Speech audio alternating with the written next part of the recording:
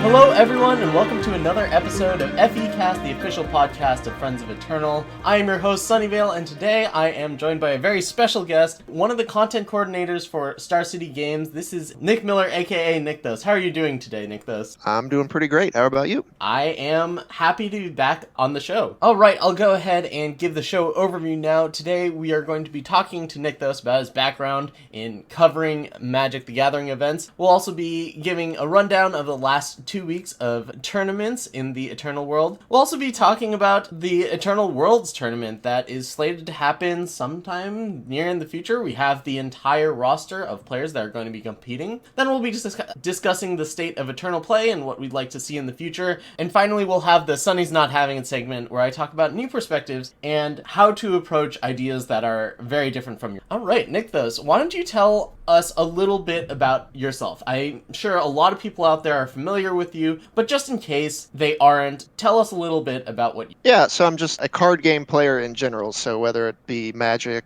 Eternal, Hearthstone, all those games, I've touched on them or played them. A lot of people know me through Magic the Gathering because I do coverage for the Star City Games tour. I've been doing that since 2014, the beginning of 2014, and I basically do a hodgepodge of a lot of different jobs, from setup to picking the feature matches that are selected and kind of deciding what the narrative on the camera is going to be in terms of the matches you watch per weekend. I do interviews with people, talk about their decks, winners interviews, everything from typing deck lists that go on the website to editing articles and stuff like that occasionally. I have my hands in a lot of things, but a lot of it is on the actual SCG Tour broadcast. That's where I do most of my work, and most of my weekends are spent doing that. Yeah, you definitely get a lot of camera time. I've seen you on a lot of the broadcasts, especially when I used to tune into them more often. How did you get into covering MTG events? I mean, there are people that cover Eternal tournaments and do it like a weekly thing, but to have it as a real job, how did you get into that? So I had a friend from college who was doing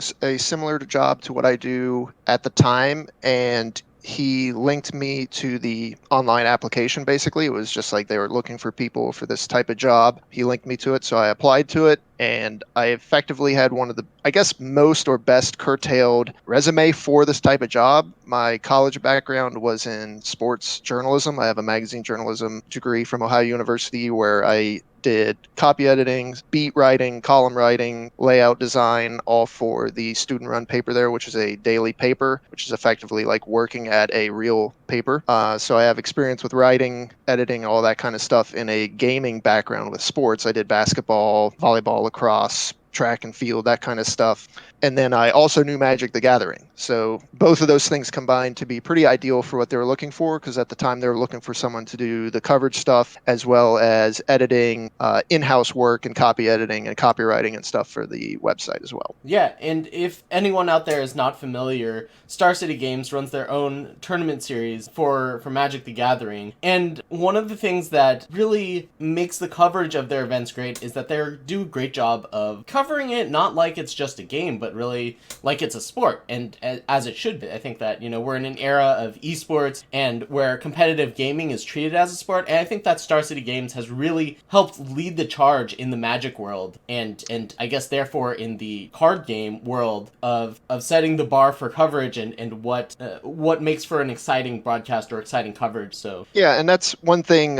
Cedric Phillips, he's the lead broadcast and the main play-by-play commentator, and I really did when I got there and we discussed and kind of worked on making sure that the tournament coverage was based around the players, not so much cards and decks like the Wizards of the Coast coverage of the Grand Prix and Pro Tour, or the Mythic Championships as they're now labeled, coverage, which has definitely improved a lot, but they still kind of focus on like the cards and like the decks and the products and stuff. And we have always basically been player centric first, a place you can come to go to get recognized. Success leads into, content positions and, being able to write, reappear on camera and get branding and all that kind of stuff. And that's one thing I've definitely been focused on as well from my background of, doing reporting and beat writing and stuff like that. All right. So that actually leads me to a question that wasn't on the outline, but with that in mind, what do you think about the direction of Eternal coverage? I don't know how much time you get to watch the coverage of the events with your work schedule and whatnot, but what do you think about like ETS coverage, about how they present, what's going on, because I feel like their coverage is also pretty player based, and also like the ECQ coverage for the competitive circuit. So I don't get to watch a ton of the ETS, unfortunately. A lot of these tournaments, including the ECQs as well, fall on weekends where I'm working. But I do try to catch the VODs of the tournaments, especially the ECQs. And when I get a chance, I'll tune into the ETS as well. But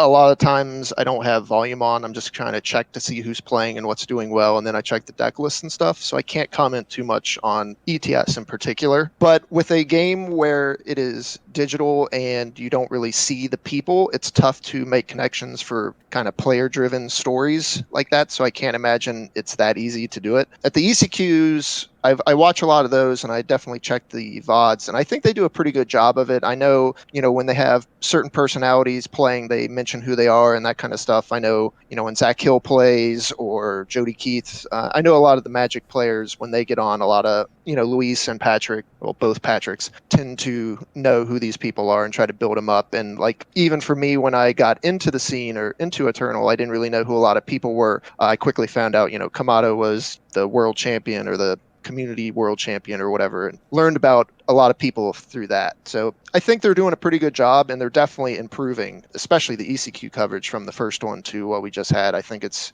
really well done with what I have to imagine is a skeleton crew. Oh, yeah. And I have to agree. I think that they've been doing a pretty good job. So you talked about getting into Eternal. How did you get into Eternal? What introduced you to the game? And yeah, like, when did you take the jump from... I know you actually do spend quite a bit of time playing and following Eternal, even though your job is predominantly Magic oriented. Yeah, so for the longest time, Magic didn't have a good online or digital client. A lot of people who know Magic Online or Magic the Gathering Online Digital Objects or whatever it was originally called. I tried to play that originally, but it's just really bad. So I gave up on that, and I play a little Hearthstone. I work with Patrick Sullivan, who's one of the lead designers at Direwolf Digital and Eternal, and he had mentioned the game a few times in passing. And, you hear a lot from Patrick on the SCG Tour coverage, talk about game design and stuff. So he had mentioned some of the people that worked on the game. I found Hearthstone a little underwhelming. I had played it a bit, but I got tired of the gameplay pretty quickly. And right before Set 4, what was that, Fall of Argenport came out, I downloaded the game, had heard a lot about it being a good free-to-play game, which isn't like a huge thing for me. Like, I have a job, I can put some money into games here and there, but I do appreciate the free-to-play factor, and, you can leverage that and grind and play Gauntlet and all that kind of stuff, which is where I started out, just doing all the free-to-play stuff. And I bought the campaigns, and I just was basically sucked in, because the game is exactly what you kind of want from a Magic background for a digital game. Yeah, absolutely. I think many of us have similar stories. All right, and you did mention that you are very frequently working during these tournaments. Are there any that you've been able to play? Technically, I can play in like the qualifying phases if I would like to, because the tournaments most often don't work on Fridays. But if I somehow qualified for Sunday, I would not be able to play. So I choose kind of to sit those out. The very first ECQ, I played the 3 flights, I think it was. You had to do 3 rounds and try to qualify. And I missed out on that. I had 2 5-1s, but I had a 3-3, so I didn't move on. I was playing,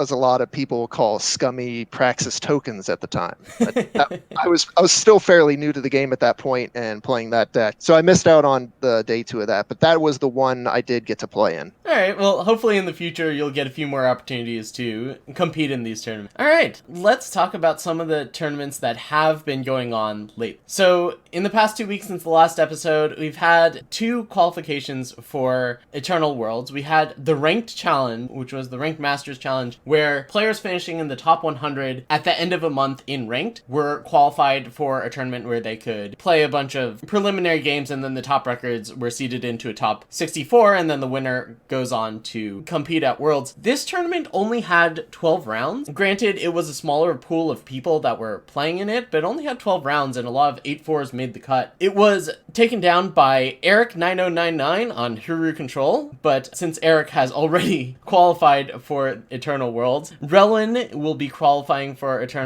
Worlds with Reanimator, and very interesting to note that the Reanimator deck has no new cards from... Hey, what's up everyone? It's Editing Sunyveil. At this point, somehow I had just totally blanked on the name of the latest expansion, Dark Frontier, so I spent an embarrassing amount of time in this segment just trying to figure out what the latest set was called. Anyway, we had a laugh about it. Back to the show.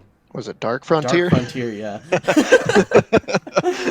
No new cards from Dark Frontier, which is surprising because I think that deck got a few new tools. Congratulations, first of all, to Relwyn, who will be playing at Worlds. What did you think about that tournament, Nickthos? I enjoyed watching that tournament. I definitely pulled up the VODs and checked out most of the games from that tournament. I was really interested to see how everyone would respond to the Rise of Stone Scar and Haru, and I was a little biased. I wanted to see how the Praxis Pledge deck would work. But when I saw the Reanimator deck doing well, and I saw the bracket for the Pledge deck, I said, oh, that's the end of that. Because you don't have a lot of... If the Reanimator deck has its combo, you just really can't really do anything about it. And you don't race, like you don't kill on turn 5 with the Praxis Pledge deck very often. You can have like virtual kills or board advantage that will lead to a win, but you're not beating them before they get to put 15 power in play and a bunch of units and stuff like that. I don't hate the existence of the Reanimator deck, but it does have some polarizing matchups, which in best of one games is often not a great thing. But the Haru deck that Eric played, that I was frightened of that deck coming into this week's meta to see how everything would react to that, because I felt the Haru deck was just far and away the best deck for that tournament and what was going to shape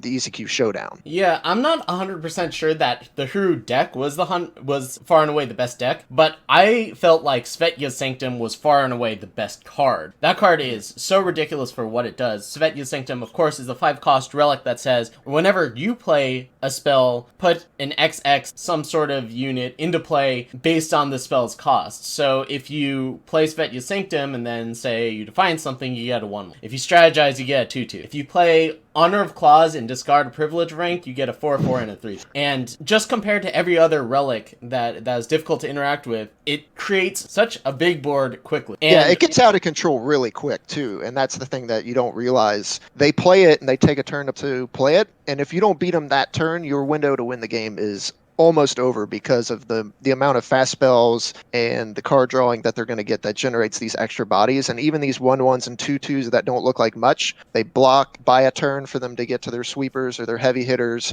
and then the game just snowballs from there. Yes, turns the corner very quickly. And it was a real treat to watch Eric 9099 navigate with his Hero deck, because Eric's just a very good pilot when it comes to control deck, and being able to battle with Hero was fun to watch. Yeah, it was a very well played tournament by him, and anytime someone qualifies for a world championship twice, they're doing something right.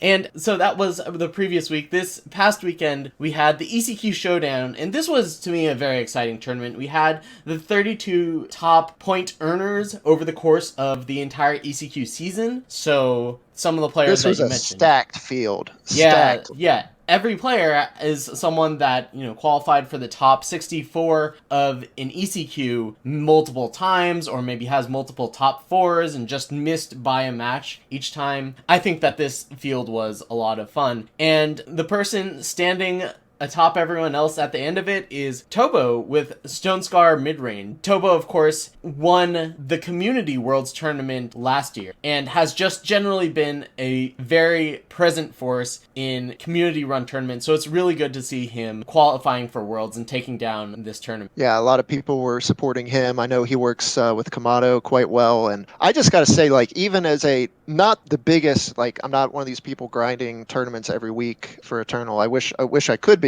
But even I can look through this list of qualified players and know almost every one of them, just from either watching or playing and checking out the leaderboard. And when you have a field this condensed and this tough, those just lead to great events. Yeah. When you see, there's Matt Costa hanging out in here, there's Hashtag, there's Tobo, there's Isomorphic, who's number 1 in both leaderboards every season somehow. Dark Revenger, GHP, you're in there, everyone in there. Overmaster, Zach Hill, Inrosh, Gozu. For someone who's not 100% invested in the tournament scene, I can still identify all these players and just respect the work they've done and what the event was. Yeah, and we'll talk more about it later, but I would really like to see more tournaments like this, even if it's not necessarily as straight for Worlds, but this was a lot of fun. I would love to participate in fields that are this stacked in the future. So let's talk about Tobo's deck for the tournament for a second. He played Stonescar Midrain, but was playing the Sen Waste Smuggler, the Stonescar Smuggler, in the place of the Fire Merchant, which was what his teammate Manu S was playing a few months ago in the ECQ that he won and qualified for Worlds with. So it's interesting to see Tobo, being Manu's teammate, qualify with the same deck and an updated version of it. And I think one of the big draws here is that getting access to those Shadow conditional cards out of the market it seems to be what pushes Stonescar from being a solid deck to one that can basically adapt to any situation. And I think that's a big part of why Tobo was able to take it down. Yeah, and there's a lot going on that's different in this list from what Manu S played. When you look at the 4 Flame Blast, there's no treacheries in the 80 cards. The Sinway Smuggler is significantly different. I'm pretty sure I heard the interview with him that you did, and he basically never shifted it. But I think the idea and just the possibility of shifting it might be pretty cool.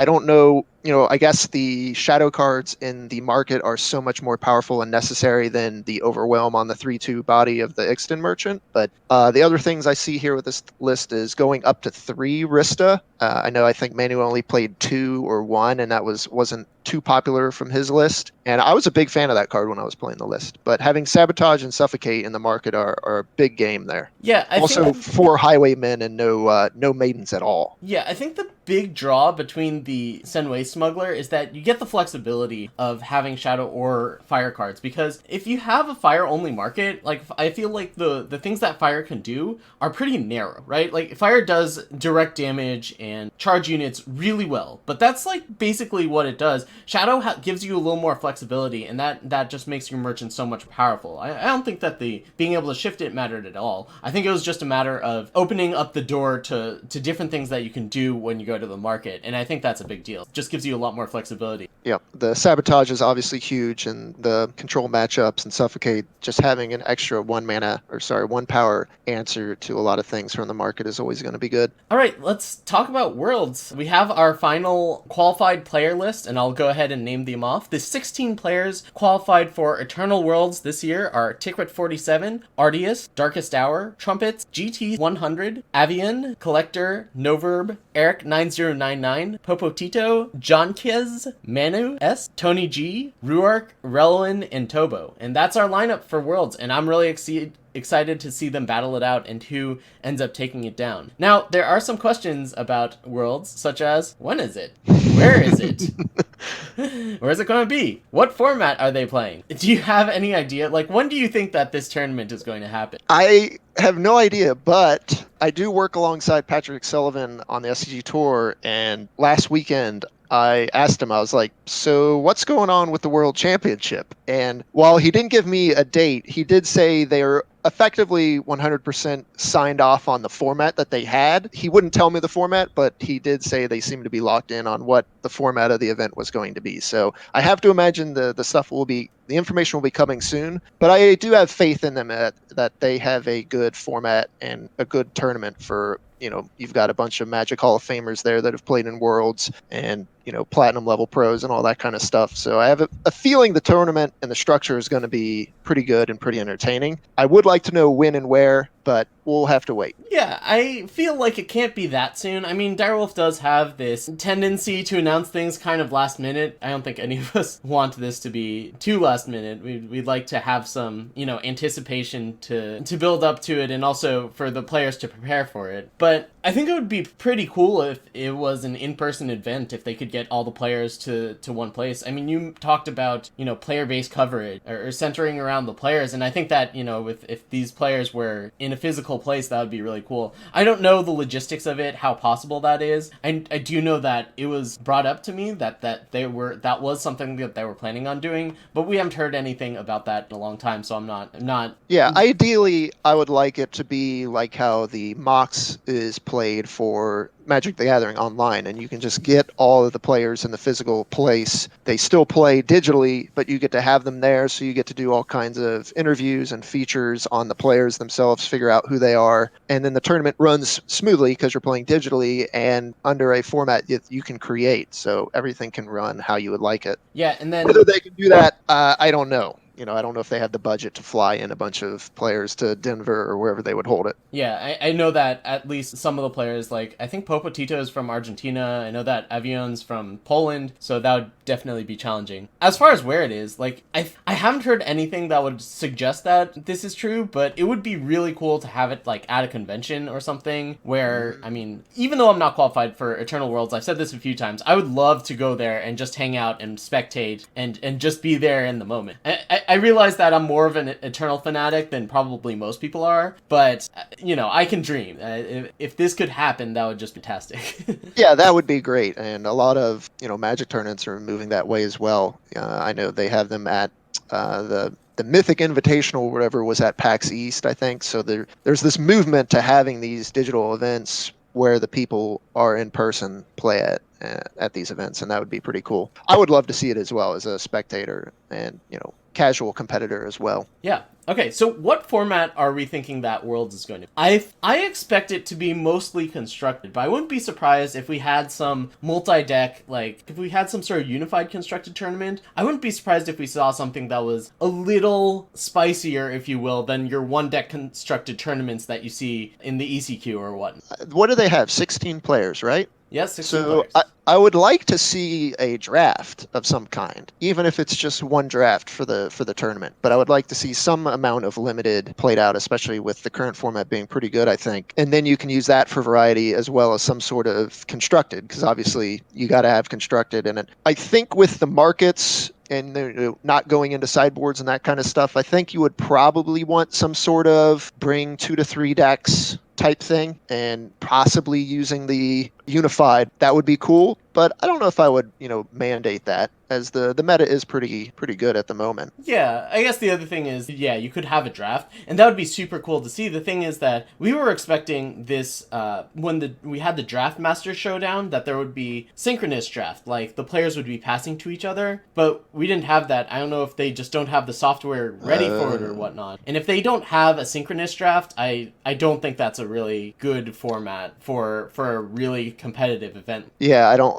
like that either. I was under the impression that the top 16 draft from the previous tournament was actually like a real draft. I didn't realize they were still drafting against other people. Yeah, I think they may have mentioned that it was going to be a synchronous draft, and it just wasn't. But in any case, it would be really cool to see a draft in this tournament, even though only one player qualified via draft. Yeah. I mean, I think that just one draft amidst mostly constructed would give some good variety to the event. But with only 16 people, if they have some sort of way to do that, I think they could get a actual draft in. But if that's not something they're ready for, as someone that does a lot of Magic coverage, limited does not go over well almost ever. So I don't blame them for shying away from limited and going fully on constructed. Yeah. Okay, cool. Well, I'm definitely looking forward to Worlds whenever it's going to be or wherever it is.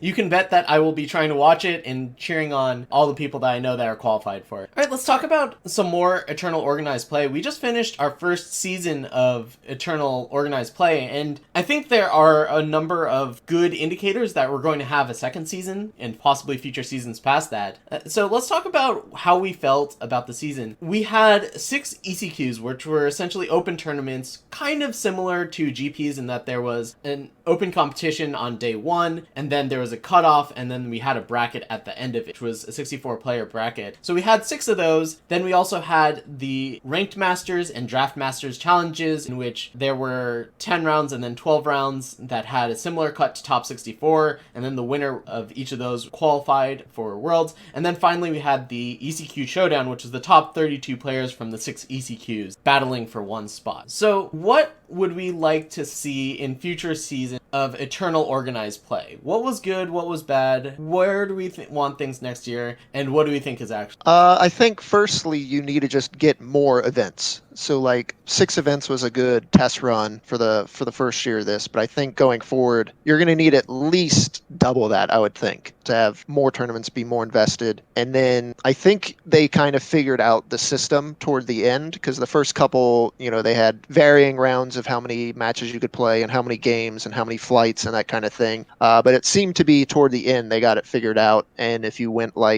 18 and 10 over 28 games, you were roughly in, or as a cutoff that was close to that. Yeah, usually it was 19-9 safe and then some 18-10. I think that for all the ECQs, for the 6 ECQs, it was all just 28 games and then the record. I mean, I like that format where you just play 28 best of ones against the field. Some people have complained that they don't like best of ones, they'd rather be playing best of threes. But I think that, just getting more different opponents really gives you a record that is representative of how you did against them. Right. And I think if you're the type of person that wants to have those best of threes, you're going to have to accept the fact that your match count is going to be much lower. You're not going to be able to play 28 games to kind of ride out the variance. You're banking on the 3-game matches to, help with the variance. And then maybe you're only playing, 10 matches. Would you prefer to have just 10 matches and then, you have to go 8-2 or something? That gets a lot harder and, can amplify your bad matchups, where if you get 2 bad matchups in best of threes, that's a lot harder than if you play for bad matches in the 28 best of ones or whatever. Yeah, so I'm a fan of the 28 games. I do think that the cutoff could be a little better because, if you run super duper hot in the open play section, the first phase of these tournaments, if you go 23-5 or something, you're on the same footing as someone that went 18-10. And I don't know, that, I guess maybe it just doesn't matter and that's just the way things are. But I also kind of feel like we could have some sort of, football playoff structure where... Yeah, is there not seeding? I was under the impression that the top seed played against the 64th person, and is there no advantage to being the top seed? Well, I mean, I could be wrong. I don't think that there's a play-draw advantage. Okay, so that... I don't get to see the nitty-gritty about the tournaments like that level, so I was under the impression that being the first seed meant you actually got to be on the play, or at least have the first game on the play, something like that. Otherwise, yeah, being the top seed versus the 64 seed does not seem fair, and if that is the case, then hopefully going forward next season, we can get something like that, because I'm under the impression that they're already doing that. So in the matches we watched this weekend, were they not, you play a game and then the second game you restart until the person who lost goes first? Oh, or yeah, is it just pure random? Well, no. So the loser goes first on them. That is the case. But I don't think the match starts with the higher seed going first. All right. Then if they're already restarting the games in game 2 to make sure the loser goes first, I think you need to enforce the higher seed gets to go first game 1. That seems reasonable to me, especially with 64 people. Yeah. That makes the people that go 23-5 advantaged and rewarded for doing that. Yeah. I mean, personally, I wouldn't mind seeing a cutoff at top 32, or even a cutoff at top 48, where the top 16 have first round buys, and then the 32 after that battle in basically a round of 64. So, I mean, this is perhaps unusual for, card game tournaments to run things this way, or in that way that's similar to football playoffs. But I wouldn't mind seeing something like that, or just a higher cutoff, because I feel you get first in the Swiss of this event, and then you still have to battle up a top 64 in order to try to win the event. Does that make sense? Yeah, and I know some people, I think Kamado mentioned that trying to bring Swiss into this, but I think in digital games, Swiss just isn't a thing that's going to work. You have that's true. Too many players trying to play, and you can't make it synchronous to where all these people are playing in Swiss at the same time. Otherwise, your matchmaking is going to be super long waits while you sit there and try to play someone who's 5-2 or whatever. I don't think that's realistic at this point. So I think we have to try to accept the play 28 games, have a cutoff. And I don't know if you want to shorten or lengthen the cutoff, but then I know you get into a dangerous area with tiebreakers and that kind of stuff, no matter where you draw the line on the cutoff. Yeah, that's... And by Swiss, I just mean the preliminary stage of the tournament. I don't mean that's actually Swiss. I do think that they try to pair you with someone that has a similar record, but it only does so well. Okay, what is something from the tournament series that you would not like next year? or next season? And for me, this question is very easy. The showdowns I thought were not very good. Only getting to play 10 games with an 8-pack sealed deck in the Draft Masters showdown I thought was pretty poor. And I guess I've talked about this before. Like 10 games is just not enough. 10 best of ones, not really enough to balance out any sort of variance. I mean, yeah, I agree. I guess I did play in the sealed, 10 games. I wouldn't have been able to play had I qualified, but I did play those 10 games. And yeah, I think if you're going to have a limited ECQ, I think you have to have more than 10 games and you have to have more than 8 packs if you're going to force people to play sealed. Yeah.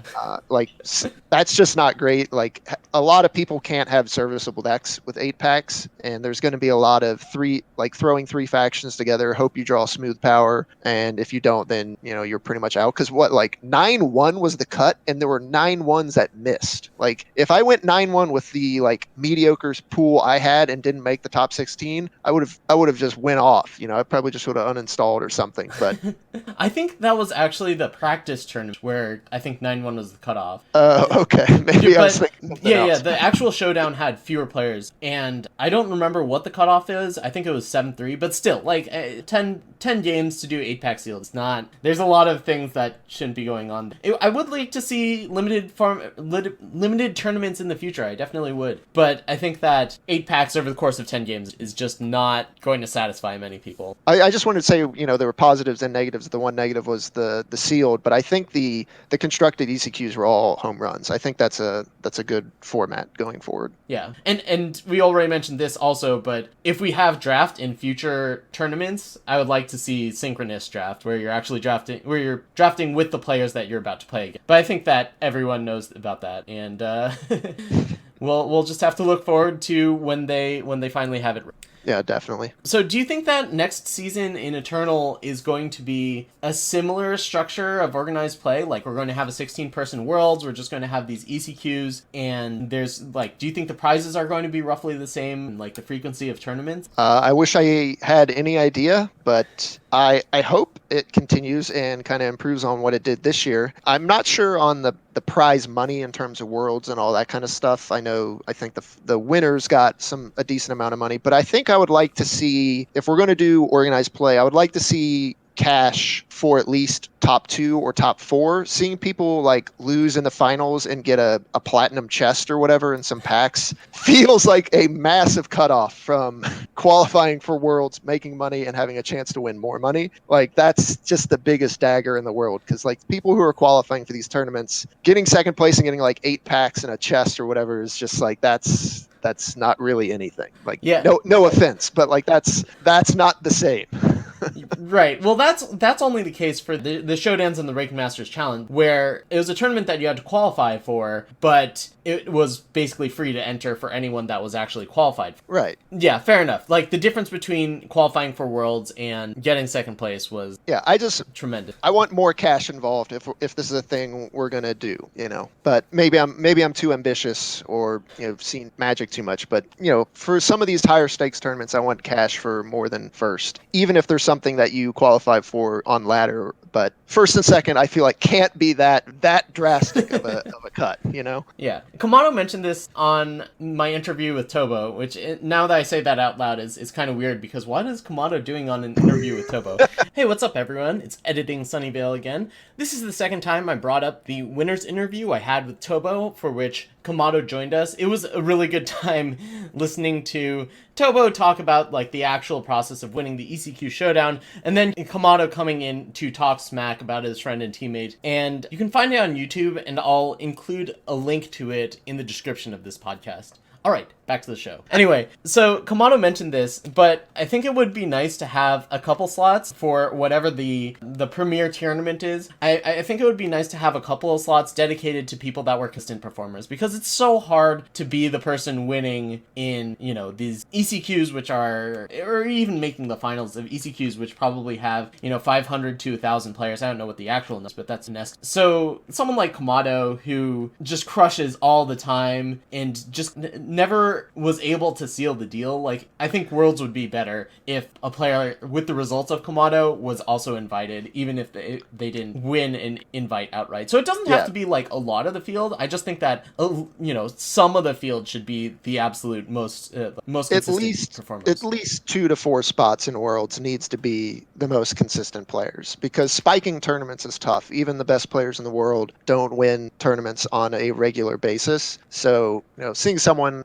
that had 18 ECQ points, not make it is pretty rough. Yeah, that was triple the amount that some of the players in the tournament had. That's just absurd. It's double what I had, I think. Yeah, like that's an absurd amount. I don't know what his conversion rate. Did he make day 2 in every event he played, or no? I think I actually had more day 2s than Kamado did. I could be wrong about this, but I think that Kamado only played in 4 top 64s, I think. And then, of course, he just had better finishes than you did. Yeah, he's 5. And he also was 1 match away. Well, he was 1 game away for the community championship. He lost to Eric in the final. Yeah, that's brutal. I mean, if we're gonna have spots for just spiking the events or making top 2, that's tough to do. Even in a top 64, that's tough to do. So some number of consistent performers needs to be there. All right, so I think we can summarize this by saying we thought that the first season of Eternal competitive play was pretty successful. There are definitely some areas for it to improve, and I think we're all looking forward to what they come up with next year. So let's go on to the final segment today, and this is Sunny's Not Having It, news perspectives. During the ECQ showdown, there was a deck that made the finals of the tournament that I was fairly certain was not going to win a game, and that was the Mono Fire deck piloted by DDDDD. And I mean, it's really on me for having a closed mind and thinking that this deck was not going to cut it just because it's unconventional. You've got a Mono Fire deck with 4 Torch, 4 Char, you even got 2 Zealous Conscripts, and you also have 4 Daring Maneuver, just cards that you don't see in Constructed a lot. But I believe it's Nimble Conscript. Yes, Zealous Nimble Conscript Conscript is a magic card. Oh yeah, of course.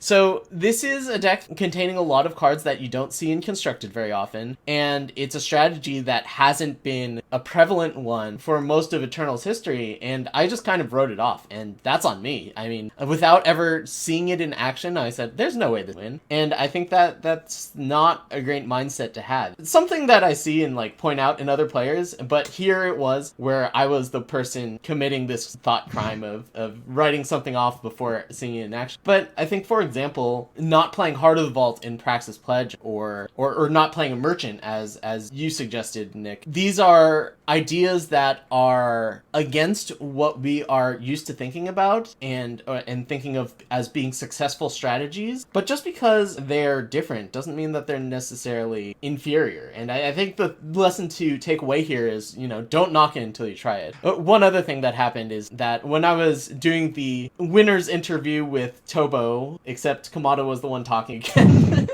he was talking about why he didn't think that Nullblade was good in the Stone Scar deck that Tobo and Kamado both played. Tobo ended up winning the tournament with it. And someone in chat said something to the effect of, wow, this is ridiculous. This guy must be terrible. I'm crushing someone with the Nullblade right now. And I mean, just because, Nullblade appeared in every Stone Scar list previously doesn't mean that it was actually a good inclusion in the deck until you've gone through the thought process, which, someone like Kamado is definitely going to do a really good job of. You can't be sure that it's actually the correct choice for the deck, and maybe it's not. And that's how I felt with my Praxis deck not having Heart of the Vault, instead having Eclipse Dragon. Yeah, I agree. And not to cut you off, I know this is the Sunny's not having it. Oh, no, you get to have your own take on the matter also. But even from just a card evaluation standard or card by card looking at it, the Nullblade is just effectively another removal spell in that deck. And Stone Scar already has plenty of removal. I know it has some writer text on it that it can kind of help out against Reanimator and stuff like that. But I think that deck's already well suited with the removal suite that it has, and it seems like a little overkill. So I don't think it's really necessary in that list. And to go on with your point, I think unconventional thinking is something that all card games could use a heavy dose of, especially in Eternal, where you don't quite see the level of brewing and outside the box thinking after the meta is defined. And someone who I've got to see a lot play on the SCG Tour, who's pretty much the pinnacle of this and ties very well with seeing the mono red deck do well this weekend in Eternal, is Tom Ross, a player who, when talked to and interviewed about strategies going into tournaments, the thing that I remember him saying is people don't respect extreme strategies enough in most settings. And this was him going into 2 invitationals, 2 massive tournaments, winning them back to back with super low to the ground decks, very similar to this mono fire deck, in a field that was kind of fleshed out. People knew what the top decks were. There was mid-range control and not really a pure aggro deck. And he was playing, 24 1-drops, in this format. And it looked very similar to this mono fire deck that just, we knew what the format was. There was Haru control, there was Stone Scar, and everything else surrounding that. But a low to the ground deck that can get under those is going to be well positioned, and a deck that can push the Haru control deck and punish them for paying 3 mana or 3 power to draw some cards is gonna do the job. In the first match of the event that was streamed, it basically did that. We saw the mono fire deck just wreck the Haru deck. Yeah, that's a good perspective. I mean, there's the saying that, when everyone else is zigging, you should zag. The words might be a little different, but that's absolutely true in card games. If people think that they have the meta predicted and you come up with something that they're not prepared for, you're probably going to be successful, assuming that your strategy is something that's well thought out. Anyway, I think the takeaway here is not so much that, you should always just be trying to do something different from other people, but rather don't write off an idea as quickly as you might think. Yeah. Just because you've seen some try stuff, huh? And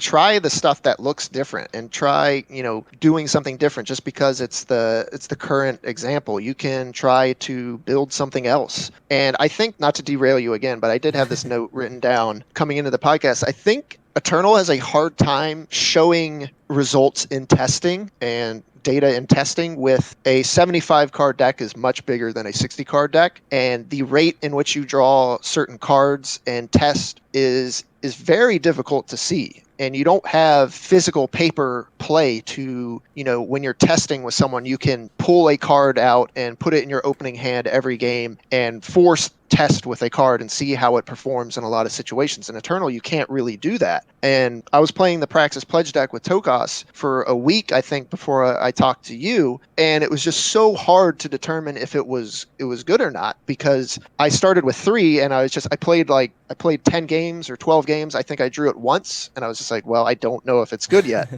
I put 4 in, I played for another 12 games. I played it like 2 or 3 times, and I was like, I think this card's good, but I'm not sure. So I think there's a lot of room in Eternal for that, especially with 1 and 2 ofs, market choices, stuff like that. I don't think there's enough data. I don't think there's enough games for people to really make these rulings on cards with how frequent you play and see the cards. And I think the Stone Scar Praxis matchup is almost that to a T. People brought the Stone Scar deck with 2 Maidens and 4 Varas and basically said this is a good matchup against Praxis Pledge. And from the Pledge perspective, I think that is not as true as it looks. I think the matchups or the games where you draw multiple Varas or multiple Maidens, the matchup is good. But outside of that, I do not believe that is particularly true. That's a lot to unpack, but I just wanted to get into some of that. Yeah, that is an interesting perspective in that, when we are testing for Eternal, we can't rig things in a way to test out specific cards. We kind of, have to hope that we draw them or get like a very, very large sample size that one person can't get on their own. And I mean, especially if people are, playing the same list over and over, we're not going to get the data about varied cards and whatnot, like different ideas. So I think the takeaways here are it's good to try something new, and it's important to not write things off just because you see something that is unfamiliar. How about that? Sure. I'll mute my mic if you want to continue on your thing.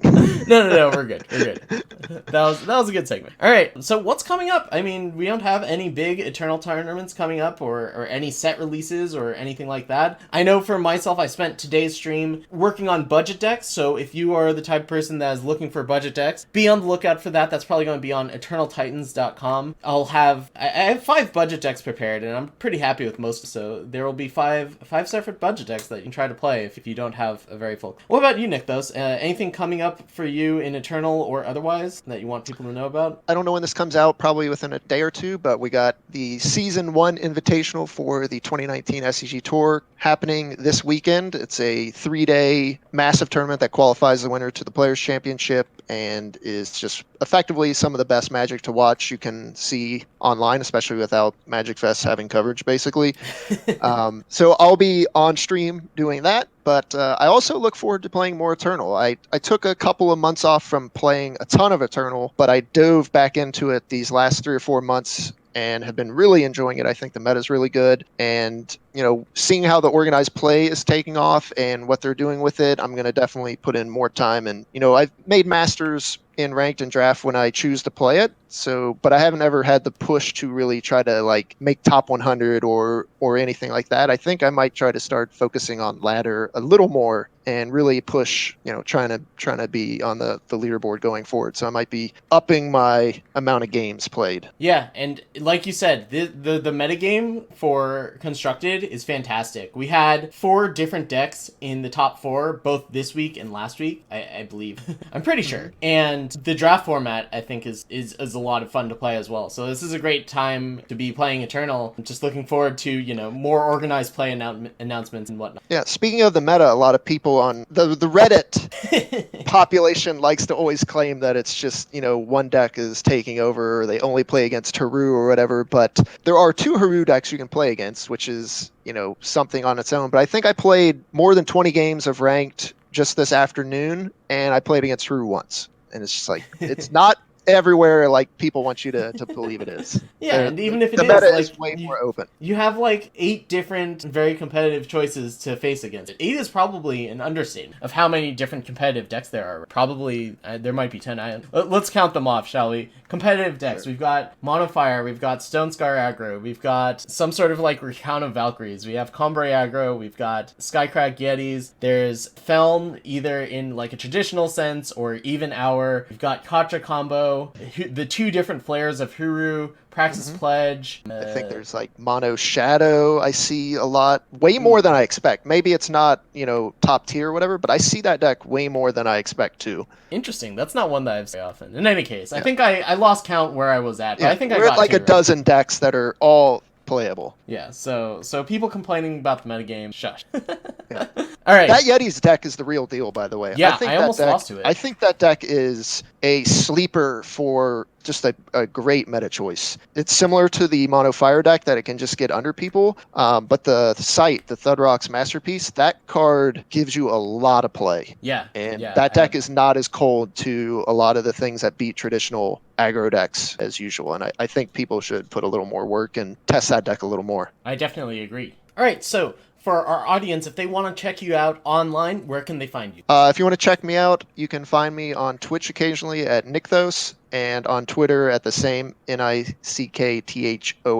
You can find all my Magic and Eternal thoughts there, and maybe one day I'll be streaming on the Friends of Eternal as well. Awesome. Nickthos, it was a pleasure having you on with all your insights into organized play and whatnot. Thanks for joining me. Everyone at home listening, thanks for listening. It's a great pleasure to make the podcast every week, and I hope you enjoy it. We'll be back next week with another episode. We'll see what's happened between now and then. If we have a Worlds announcement or whatnot, we'll have something to talk about. Thanks again for listening, and until next time, I will see you in the Friend Zone.